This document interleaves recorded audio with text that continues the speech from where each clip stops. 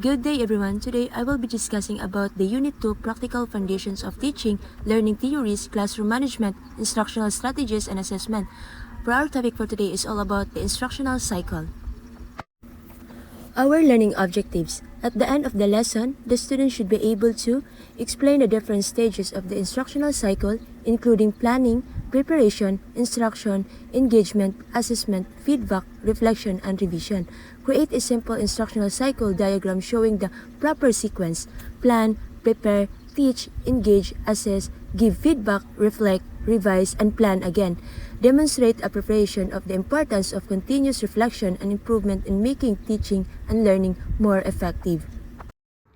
The instructional cycle means it is step-by-step process the teachers follow to make teaching more effective. It does not end after the teacher finishes a lesson, so the teacher checks the learner's performance, identifies what worked and what did not work, and then improves to the next lesson. The first instructional cycle is planning. Planning is the first one of the most important stages of the instructional cycle because it is where the teacher decides what students need to learn, what they should be able to do, and how the lesson will be taught, what materials will be used, and how learning will be assessed. Before entering the classroom, the teacher thinks carefully about the learning needs, abilities, previous knowledge, interests, and possible difficulties. Planning also involves setting clear learning objectives, identifying competencies, selecting appropriate content and teaching methods, preparing learning activities, and deciding how to measure student learning. Good planning helps the teacher become organized and prevents the lesson from becoming confusing or disconnected.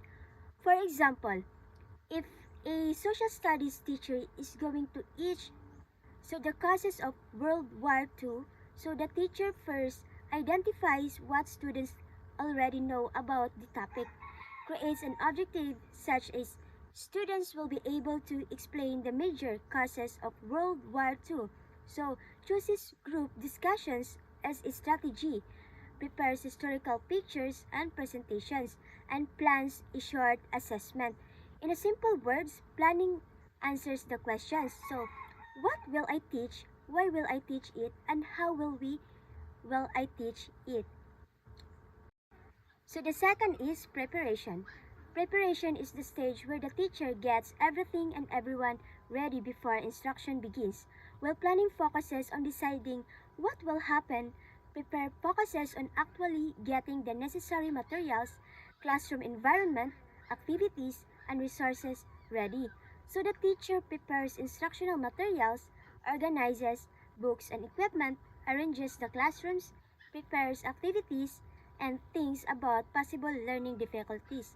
Preparation is important because it will plan a lesson can still fail if the teacher is not ready to implement.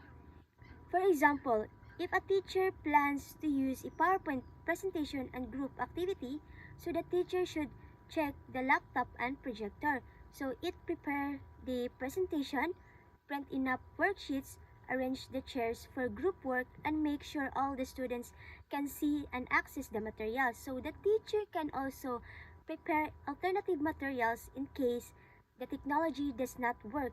So in a simple words, preparation means that getting everything ready before a teaching start. So the third is presentation or instruction.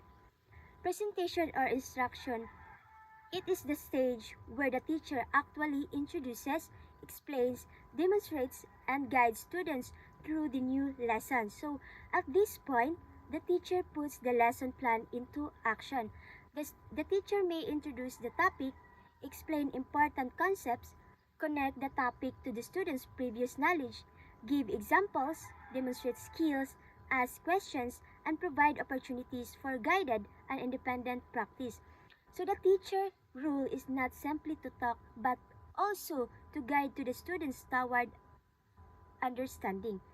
For example, in the lesson about the causes of World War II, so the teacher can begin by showing a historical picture. So ask students what they notice. explain the major causes, provide historical examples, and ask the questions that encourage a critical thinking, and then demonstrate how to analyze a historical document. After the demonstration, the students can practice analyzing another document with the teachers assess before eventually completing one independently. In the simple words, presentation or instruction means that the teacher teaches and guides to the students in learning something new. The fourth is learner engagement. Learner engagement means that the students are actively involved in the learning process rather than simply setting, listening, and memorizing information. Engagement can involve intellectual, emotional, social, and behavioral participation. Students can participate through discussions, collaborations, inquiry, problem solving, hands-on activities, and peer learning. This stage is important because students generally have more opportunities to understand and apply knowledge when they actively participate in learning activities. For example, instead of simply listening to a lecture about World War II, so the students can be divided into groups and asked to examine historical sources, discuss the causes of World War, create a timeline, and present their findings to the class. Each student can contribute an idea, ask questions, explain information, or help complete the group task. In a simple words, learner engagement means students are doing, thinking, discussing, and participating in the lessons. So why learner engagement is important? Engagement helps the students become active participants in their own learning. It can develop communication, teamwork, critical thinking, problem solving, and confidence. A student who is normally quiet may become more willing to participate when working with a small group. Engagement also allows the teacher to observe whether students are actually understanding the lesson. So, if the students cannot participate or answer questions, the teacher may realize that additional explanation or support is needed. So, the next is feedback. Feedback is the information given to the learners about their performance, strength, mistakes, and areas for the improvement. It helps students understand what they did correctly and what they need to change. Feedback can come from the teacher, classmates, or the learners themselves through self-assessment. It can also be corrective when identities an error and explains how to correct it. For example, if a student gives a presentation about World War II, so the teacher might say, your explanation of the causes was correct, but you need to provide more historical evidence and speak louder. This feedback tells the students both what was done well and what needs improvement. Similarly, students can evaluate their own work by asking what they understood and what they still need to study. In a simple words, feedback means telling learners what they did well and what they need to improve and how they can improve. Why feedback is important? Feedback is important because students may not also recognize their own mistakes. Helpful feedback gives them a clear direction for improvement. Simply saying wrong does not help a student understand their mistake. A better response is your answer identifies the correct event, but explain why the event was important. This allows the students to correct the work and improve understanding. Assessment results should also be used by the teacher to adjust instruction and provide additional support when needed. So the next is revision or improvement. Revision or improvement means making changes to the lessons based on assessment results, student performance, and the teacher's reflection. After finding out what worked and what did not work, the teacher decides what should be changed to make future learning more effective. The teacher may modify the objectives, adjusting teaching strategies, revise activities, and change instructional materials, provide remediation, provide enrichment, or reteach difficult concepts. For example, suppose students perform poorly on the lessons about historical sources because the original explanation was too complicated.